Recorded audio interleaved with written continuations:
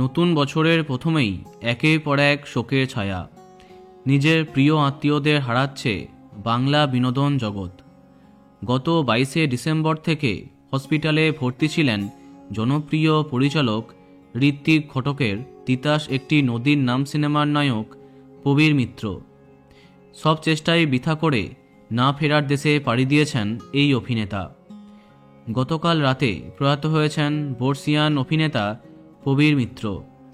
শনিবার 4 জানুয়ারি প্রবীর মিত্রের ছেলে সংবাদ মাধ্যমে জানান, বাবার অবস্থা বেশি ভালো নয়। ওনার ফুসফুসে ইনফেকশন হয়েছে, ভিতরে রক্তক্ষরণ হয়েছে।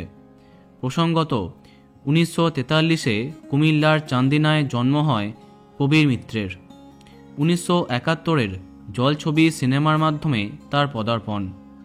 তবে 55 বছরের দীর্ঘ কর্মজীবনে নায়ক চরিত্রে গুটি কয়েক ছবিতেই উনি কাজ করেছেন। তবে তার জীবনের সেরা কাজ ঋত্বিক ঘটকের তিতাস একটি নদীর নাম। বাংলা সিনেমা জগতে এটি একটি মাইল ফলক। গত 5 জানুয়ারি ঢাকা শহরের এক বেসরকারি হসপিটালে শেষ নিঃশ্বাস ত্যাগ করলেন অভিনেতা প্রবীর মিত্র। ওনার আকস্মিক প্রয়াণে শোকস্তব্ধ বাংলা ছবির জগৎ। বন্ধুরা, ভিডিওটি এইটুকুই। বাংলা বিনোদনের অন্যান্য আরও খবর পেতে সাবস্ক্রাইব কারেন্ট পজ। ধন্যবাদ।